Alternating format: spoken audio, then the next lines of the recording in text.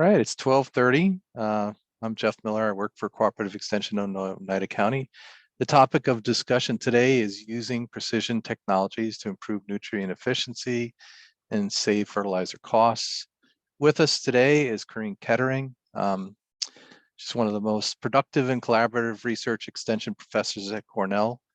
To date, Quirine has written or co-written 431 extension publications, 216 published abstracts, and 466 talks like the one today. And she'd be the first one to say that it's a collaborative effort with her team. Quirine will be joined by a few of her cohorts today. Manuel, who is a crop yield data analyst, who has helped growers, and I know this for a fact in my area, growers clean their yield monitor data and analyze results from some of their trials. He's been very helpful. And then Subha, a Cornell Atkinson postdoc fellow, whose research objective is to develop a user-friendly web-based tool that growers can use to analyze their yield monitor data and remotely sensed images. Sunoj will not be with us today, but the team will discuss his work focused on developing models of corn yield prediction from color and multispectral images using drones and satellite imagery. With that, I'd like to turn the program over to Quirine, Manuel, Subha, and learn a little bit today. Thank you very much, guys. All right. Thanks, Jeff. I think we're going to just dive right in. The first slide here is an outline of what we will be presenting on today. And the starting point is to simply recognize that measuring yield is important for a variety of reasons, that we can do that in different ways. And then we will dive directly into the use of technology to do that. So yield monitoring technology. Next items on the list are steps to ensure data quality when you use yield monitors, post-data collection cleaning, and then Manuel will take over and talk about our corn yield data project, zone mapping and understanding of zone maps. And then Subha will talk about our on-farm research single strip approach, trying to make research easier to do. We have a couple of slides from Sunoj's research on developing yield and zone maps from drone and satellite imagery, and then we'll wrap up for today. Feel free to type in your questions as we go along. If we can address them as we go along, we will. Otherwise, we hopefully will have some time at the end to discuss. All right, yield records. We all know they are important. They are important for multiple different reasons, ranging from knowing your inventory in terms of total forage produced to things like at the bottom of the list, on-farm research. There's a potential in lots of things that you can do if you have proper yield records, keeping track of trends over time, identifying problem areas, troubleshooting, as well as making decisions in terms of variable rate applications. There's a handy fact sheet here. We will have fact sheets sprinkled throughout our presentation here today. This particular one outlines several of those reasons why we would want to be interested in measuring yield. Now, yield can be measured different ways. There's field scale numbers that could be collected. It could be farm numbers, looking at inventories. It could be field scale, it could be within field scale. At the field scale, there's different methodologies that could be used to get numbers, ranging from just counting loads that come off the field during harvest time and knowing an average load weight, to sampling a representative area within a field, or having all your farm equipment, harvest equipment, drive over truck scales or farm scales to actually collect weight numbers. The last one on the list here is yield monitors. That right now is the only appropriate way to also determine within field scale information. There's a lot of research ongoing on the use of crop indices, and we'll share a little bit on the drone and satellite imagery later in this presentation to also capture some of that within field scale variability in yield. We are going to focus from here on the use of yield monitor data as a way to apply precision ag find out how we can do variable rate applications within a field. So when we talk about yield monitor data, the first step is to make sure you collect accurate data. It starts with preparing harvest equipment in advance, making sure everything is up and running, that sensors are calibrated, and that they work. It also includes checking boundary files and confirming that you have the right yield field labels.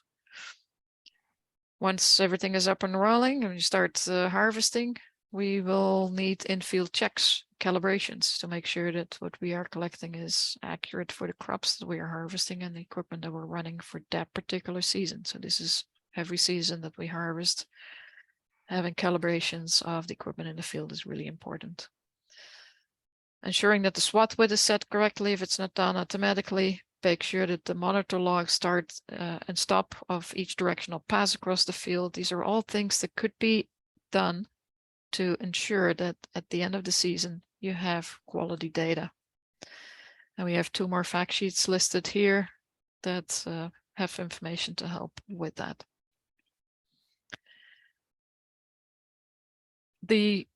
So even if everything goes fine in the field, everything is calibrated, nothing broke down, you have the right data at the end of the season, there is still one extra step that will be required, and that's called the post-collection data cleaning.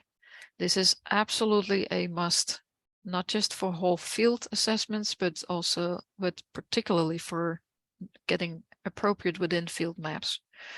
Not cleaning the data afterwards, and cleaning means taking out incorrect values. Can impact yield estimates at both the whole farm level and the within field level, and that has consequences if you want to derive zone maps based on the yield data. An example of what that could look like if it's not done properly, the map on the left here is before cleaning. The map on the right, where we cleaned the data and realigned the harvest passes, is much more aligned with the reality that's shown in the middle of this picture. So this pathway going through the fields after cleaning, we recognize that path in the yield map. Before cleaning, you see pieces of that path, but it's not aligned. It needed realignment and needed data cleaning. So when you want to develop zone maps, it's the cleaned data that you need. We use Yield Editor as a software tool to do that with. Here's an assessment that made it clear to us when we started working on this that we really needed a data cleaning step after harvest. Here's the cleaned yield data, and this is for silage. Here's the raw yield data, and every triangle on this map is a field that we evaluated. If this was perfect, if we didn't need data cleaning, all of these triangles would have been on the red line. You can see it's not. Some of these fields, the raw data, show much higher values than reality. The raw unclean data show much higher value than reality. Other fields, the raw data are giving us numbers that are lower than reality. So the error could be on both ways. It could be overestimating, it could be underestimating. Data cleaning can help get rid of this noise, so that in the end we work with maps that are reliable. And with this, I'm going to hand it over to Manuel, who's going to talk a little bit about what we do with all these data points. Thanks, Quirine, and thanks for inviting us here. It's a pleasure speaking with you today to share about the projects that we are doing, and in my case, the projects that I am particularly involved in. We have, for years now, we have been grateful. We're grateful for farmers who have been sharing their data to us. And CCS like Jeff, who connect us to farmers who are interested to have their data cleaned. Just this year, 2022, we have 37 farms who share their data to us. 24 are from silage farms and 13 from grain farms. But overall, we have cleaned a total of 338,000 acres of clean data in our database. And we're still continue on building that. On the pipeline is also the soybean yield data cleaning. We have some submissions this year. We haven't included those figures here yet. And I also want to mention that this 37 farms this year is still not complete. We still have some data being shared to us ongoing. And every year we sent out reports to our partner farmers. We give them the current year report that has the account of the average yield per field and also the average yield per soil type per field. And we give them nice histograms of how the yields are distributed over the years per soil type. Next slide, please. And the strength of the data of the more than 338,000 acres of data in our database is how we are able to create these zone stability maps. If a farm would share to us years of data, at least 3 years of data, we are able to create this maps that delineates the higher yielding and lower yielding areas of the field, as well as how variable or stable they are, or consistently higher or lower they are. To date, we created 35. We have 35 farms who have their zone maps, and the way we do it is we put all together an average of. We turn the map into 2x2 grid cell sizes. And over the years, we take the temporal yield and temporal standard deviation and put them all together for a farm in one plot. So each point that you have there is one grid that represents the temporal yield and temporal variability. Then we take the farm weighted mean and the farm weighted standard deviation. We call them the cutoff that would identify which part of the field is stable, is consistently high yielding, which is Q1, they're colored green, and Q2, Q4 are consistently low yielding. And then we have the variable areas, Q2 and Q3. Q2 is higher yielding, but variable, and Q3 is low yielding and variable. So if we have at least 3 years of data, more years is better, we are able to create this nice yield stability maps. And we are trying to devise a way to send this back to farmers in a shapefile format so that they can upload it in their SMS or whatever platform they're using, so to help them with their crop management planning. Next slide, please. We don't want to stop by just looking at these zone maps. We have several projects lined up that relate zone maps to different other applications. One that I am in charge with is to understand how or understand why if we have grid soil data like what we have on the next slide, and we have the zone stability map, we want to relate if the soil testing data, the soil test can be related to the yield variability. We want to explain the yield variability through the soil test that that most of the farmers are now doing grid-based soil testing, and we want to tap into that resource and into that data to explain the stability and variability of a field or a farm. Next slide, please. The research question specifically for this project is to identify the drivers or barriers of yield and yield variability. We also want to find out if we increase the soil grid size, if it can accurately capture the yield stability zones. Take note, at the moment our grid size is 2 meter by 2 meter. How about we increase those size? Can we still get can we still capture those stability zones? And finally, we want to look at the economics of the grid sampling and fertility management. Next slide, please.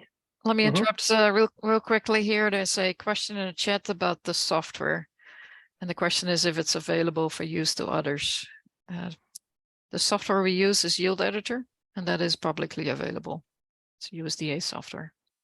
So if you search for Yield Editor, you'll find a website where you can download it. Right. All right, Manuel, continue. Yep. So we have 8 farms who share their grid data with us. As you see there, we have silage and grain farms. They are from either northern New York, western New York, and central New York. And the check marks that you see there are the soil measurements that we analyze together with the zone map. Next slide, please. So the way we do it is based on those several soil measurements, we rank the top 5 drivers through a method called feature selection. There are several feature selection methods in stats. We do like a combination of them and identify the top 5 drivers. And once we identify those top 5 drivers, the drivers I'm referring to again are those soil measurements. We plug it into another model called random forest so that we can identify a new yield, a model yield, and the modeled standard deviation or our measure of yield stability. And then, next slide, please. We have this example. What you see, the maps that you see are 2x2 meter zone maps that we generate after cleaning the data. And we can also see there the cutoffs and the standard deviation or the variability. And for this particular field, for this particular farm, these are the important features that we identified. You can see the drivers of variability can vary with the drivers of yield. And we tested the goodness of fit. The RMSE that you see there is basically how far off the value of the model to the actual clean yield data value. So we have a plus minus 1.3 tons per acre difference and standard deviation of 1.19. And we have an acceptable accuracy of 0.6 for the final zone map. The most accurate is 1.0. As you see on the photos and the maps in the bottom, from 2x2 meter resolution, we tried the model to a half an acre resolution, and this is the result. They're pretty much comparable. As you see, this is actually a more practical way of if you're going to use this is more practical because our the width of our applicators are more close to this resolution. So is there an actual pattern? What is really driving the yield and yield variability? So we plotted them out on these 8 farms that we tested. On the bottom are the farms, and on the left side are the soil measurements. The way to look at this is, say, we look at manganese or Mg. If a value is more on the bolder side, that means that particular soil parameter is driving the yield or the yield variability more. But as you can see from farm to farm, the drivers could vary. Manganese is pretty, you can see it being a driver in 3 farms, but you also see how low it is in 1 farm. So there's no actual pattern that we see here. What we can see is that soil properties driving the yield and yield stability are very farm specific. Next slide, please. And as I mentioned earlier, we want to look at different granularities of the grid sizes. At the moment, what you see on the screen is the default, the 6x feet or 2x2 meter grid size that we use in our clean yield monitor data, and then using a model, we create a half an acre grid resolution with those with the same zone parameters that we're looking at, and then we look at 1 acre and 2 acre grid resolution, and you can see how some details are lost once the resolution increased, but they are still very much comparable with a 2 by 2 meter grid resolution. And what we found out is, as we increase the grid resolution, the overall accuracy decreases. And also we looked at how it would differ, how the model predicts correctly the different zones. As you can see on the plot on the left side, we compared how the model correctly predicts or identifies a particular zone as zone 1. And there is no big difference between 1 and 2 acre grid sizes in terms of accuracy, but we can see an obvious difference on how high the accuracy on 0.5 acre grid cells. We are examining the nutrient allocations at different grid sizes. This is an ongoing work. What you see here on the screen is for phosphorus recommendation. I'm still working on the lime and the potassium recommendation, which should be available in the coming month. Next slide, please. And these are our salient findings to date. We noticed how soil properties that drive yield and yield stability can vary per farm, and important soil properties that we identified through the model that we're using, we're able to recreate the yield stability zones with acceptable accuracies, and increasing grid size captures yield stability and variability with decreasing accuracy. And the next steps that we want to take this project to is to include additional layers. We've seen some initial results how slope elevation can be a stronger driver compared to the other to the soil measurements. And we also want to compare our grid measurements with the on-the-go sensor technologies. All right, thank you, Manuel. The data sets that Manuel is working with are the regular soil fertility analysis, pH, organic matter, pK, etc. What we are beginning to embark on this year as well with Gurpreet, a new PhD student in our program, is to assess these zones for microbial indicators, soil microbial, soil health indicators. And it's based on some earlier work that we did with an undergrad that suggested that the higher yielding zones had higher microbial biomass compared to the lower yielding zones. So we're looking forward to expanding that and beginning to start sampling some fields for microbial indicators as well. And with that, we're going to hand it over to Subha to talk about their on-farm research.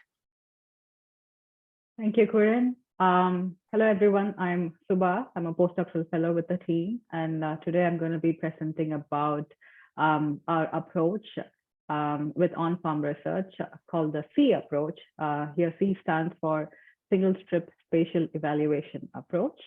So we have a traditional design here, which is the randomized complete block design, or also called as the RCBD approach, where you can see the strips are randomly placed in the field and are also replicated. So we get one single value out of these strips to compare with the randomized complete block design approach. So here we have a single strip, and we are currently proposing this design for farmers who have yield monitor data with us, and also the zone maps that Manuel had described earlier. So as you can see, with that single strip and with the yield monitor data, we can collect spatially variable data within that field, and we can compare it to the rest of the field. And that's our idea with the C approach. And as you observe that with the only single strip that is on the field, we can have less space, there's less space that's occupied, and therefore there's less time. And also with the spatial data, there's more valuable information that we can get out of the strip. Next slide, please. So I'm going to take you through the process of how we choose the single strip on the field, and also how we conduct the spatial evaluation. So first and foremost, as I mentioned earlier, we are only doing this with fields that have yield monitor data. So we need yield monitor data for at least 3 years for generating the zone maps. And with those data, we employ a kriging methodology, which will spatially interpolate for the gaps that are present in the yield monitor data. And with that, we generate the yield stability zone maps that Manuel talked about earlier. And once we have the yield stability zone map, which helps us to decide where the strip is going to be placed in the field, looking at the zones that are of our interest. So once we have the decision of the strip in place, for treatment effect, we need the current year's yield monitor data. And along with the current year of data, we pass in the average data that comes from the past at least 3 years of data, and also their respective zones from the zone maps. We feed all of these into the spatial statistical model that spits out the effect of the treatment that is there inside of that strip. Once we have this result back to us, it is then reported back to the farmers. Next slide, please. So we have released this fact sheet on the single strip spatial evaluation approach. So I'm going to take you through the steps that we mentioned in the fact sheet briefly. So the first one is to define the treatment. So the treatment can be a two-treatment question. So the treatment can be looking at the rate of the fertilizer manure, or looking at the timing of application, the effect of biostimulants and pest control measure, tillage treatment. And these are some of the examples, but then any treatment which has a yes or no question can be answered through this single strip approach. Moving on to the step 2, which is to select the field and the strip location. So among the fields, you need to select the field which is long enough to place the strip, and also the strip location will be placed looking at the zones that are of our interest. For example, in this, can we go back to the slide before? Sorry. Yeah. So for example, we have zones 1 and zone 4, which are covered more in this particular strip, in this strip. So this is our zones of interest for this example. Next slide, please. So once you have the strip location decided, looking at the size of the strip, the width should be at least 2 harvester or 2 chopper width. And as far as the length is concerned, the more longer the strip is good, because there's more data that comes into the inside of that strip. With more data, we could look into the variability much better. So a single strip can be laid in a field. 2 of such strips can be laid with multiple treatments in the same field, or we can also lay strips in other fields, and then we can combine to see the results. So other than, so you apply the treatment inside of the strip. So rest of the field is considered as business as usual or control. So the management would be the same, except for the treatment in the strip. Next slide, please. So once we have the treatment in place, at the end of the season, we collect the yield monitor data, which is the requirement. So we should at least have the yield monitor data for this strip. So the other measurements that can be collected are the CSNT samples, soil testing and forage quality to add to explain the variability of the data, which can be also collected. So when you're collecting these samples from the field, it is good to make sure that you have the geo coordinates of the places that you collected the samples from, so we can pin it back to the zone and the strip from where it was collected. Next slide, please. So once we have the yield monitor data, and we also have the zone map already with us, we can employ this into the spatial model and the yield responses for the treatment, comparing it to the rest of the field. So as you can see from the picture on the left, so there is treatment strip in the middle, and the control strips on the either side of the treatment strip, which are of the same size, which is a representation of the whole field. So these two strips are compared, and the yield responses are evaluated based on the zones. So I'm going to show you some of the visualizations that we get back from doing the analysis. So this is looking at the zone distribution for the whole field. So this is the zone 1 is about 33%. Zone 4 is about, zone 4 is about 33%. Zone 1 is 36%. And zone 2 and 3 are 19 and 12% respectively. So this is looking at the distribution for the whole field. While we also present the distribution inside of the strip to see if it was representation of the whole field, or if the placement of the strip can also help us to see if it covers the zone that are of our interest. Next slide, please. So this is the result from the spatial model, which we represent in the form of a confidence table. So I want to draw your attention to the left column of the table, which is the yield responses, and this is the silage field. So the results are recorded in tons per acre. So if you look at the responses above 0, they are all called as yield benefit, and the responses below 0 is the yield loss. So in this case, we have high confidence, and the confidence ranges from high confidence to not confident. To put it simply, the more green you see is a representation of high confidence, and the numbers inside of the table are the confidence percentages. So with this example, we see that there is confidence that there will be an yield benefit in all the 4 zones, and there is no confidence that there will be an yield loss with this treatment. Now I want to draw your attention to the yield response, which is 0.75 tons per acre, sorry. So you see that there is high confidence in zones Q3 and Q4, which are high yielding, where Q4 is high yielding and stable, and Q3 is high yielding and variable.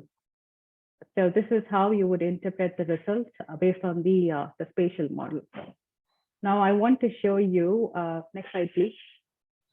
So I want to show you this particular field, which is an experimental field called Kirk at Cornell, where the treatment strip that you see in the zone map, the treatment inside of it was the application of no pivot bio and no pop-up fertilizer.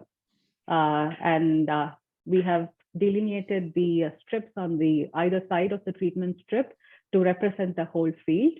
And looking at the confidence table for this particular field, we see that at least in zone Q1, which is high yielding, we see that there is an yield increase when there is no pivot bio or no pop-up fertilizer that was applied.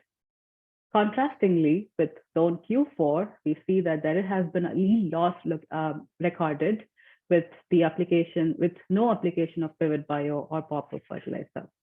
Now we present these results in a 2-page report back to the farmers. Next slide, please. And we are trying to incorporate the whole thing, the placing of the strip and as well as conducting the single strip spatial evaluation approach in a form of a web-based tool so that it makes the whole process easier and automated. So the idea behind this is you input all the zone maps and the strip location of the field, and then it spits out the report back to you. So this work is in progress, and we are soon looking forward to releasing this tool to public. Thank you. All right, thank you, Subha. So just to add to the results that Subha showed, the idea is the reports are always looking back.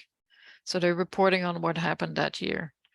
And as more of these strip trials are being collected, more fields, we can put these databases together and gain confidence in a particular response, an increase of a certain size as we test this more. So it's an approach that we can build on with multiple fields, with multiple years. All right. There's a question in the chat here from Brian. From 1 year of work with Pivot Bio, can you tell us if Pivot Bio can replace 40 pounds of N in corn production? The single strip approach will not be able to tell you that. If you want to know how many pounds of nitrogen you can or cannot save, you need nitrogen rate studies. The single strip approach is a two-way comparison, higher or lower.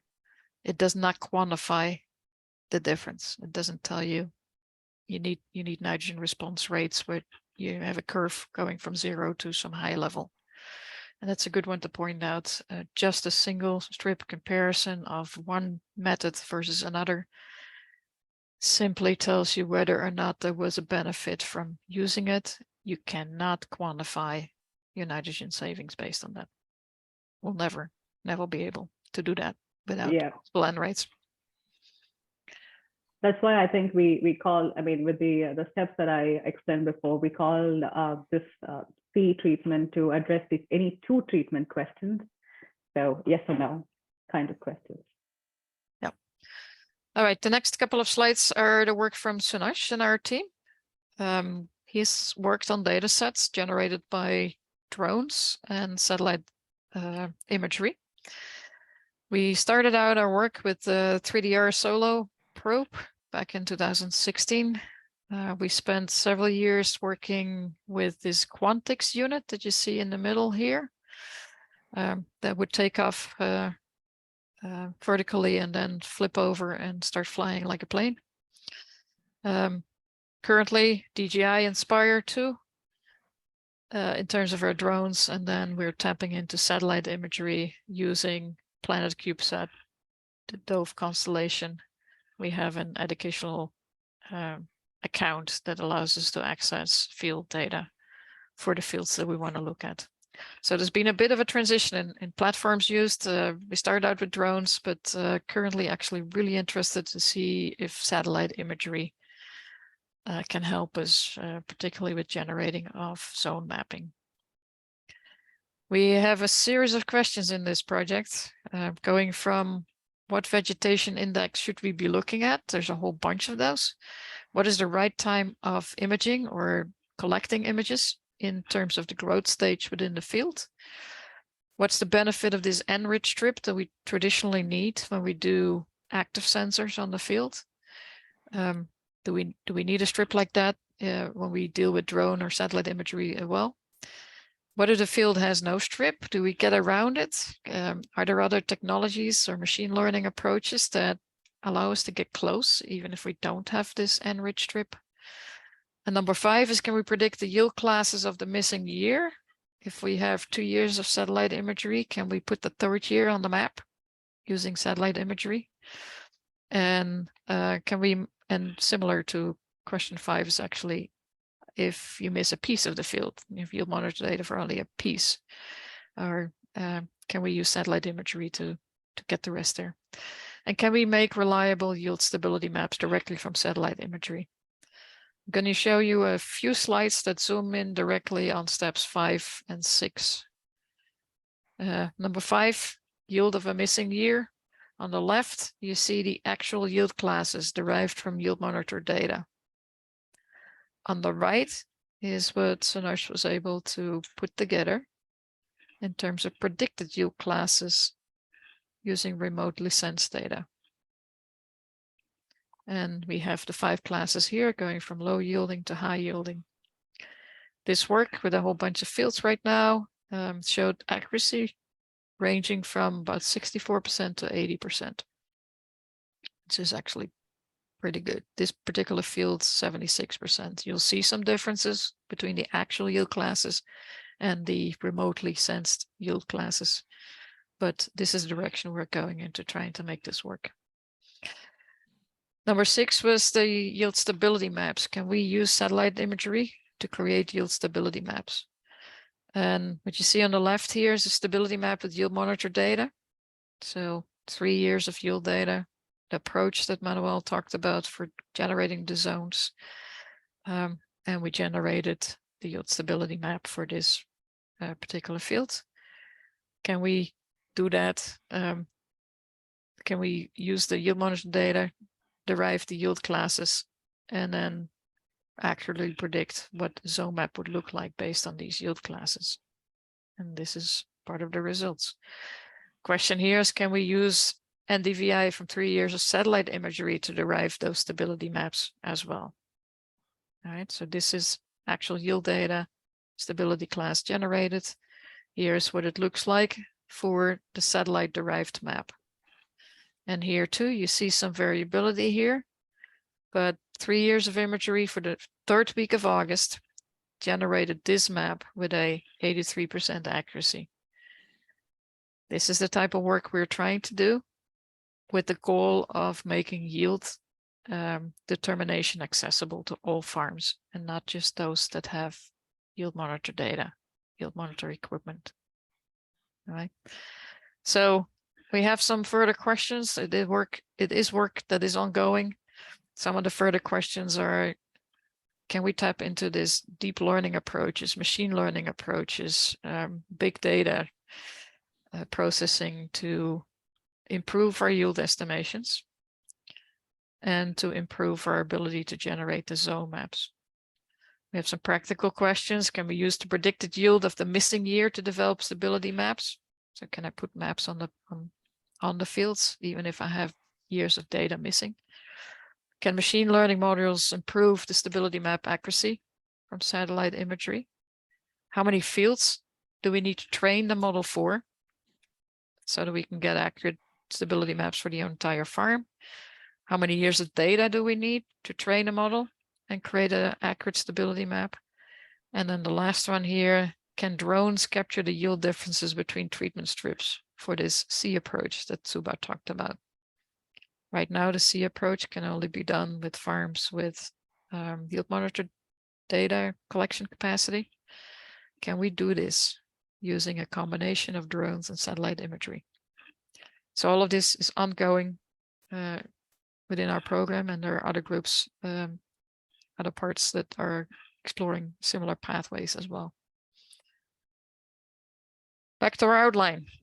We went through the importance of measuring yield, how to measure yield, steps to ensure data quality, the data cleaning protocols. Manuel talked about our corn yield data project, the development of zone maps, and our ongoing work on understanding those zone maps.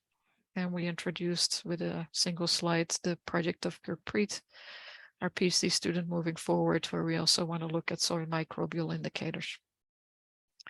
Subha talked about the single strip approach to make on-farm research easier to conduct. And we showed you a few slides of Sunoj's work on yield and zone map predictions from remotely sensed images, drones and satellites. Before I wrap up, I want to show three more slides actually. And that's our on-farm research network.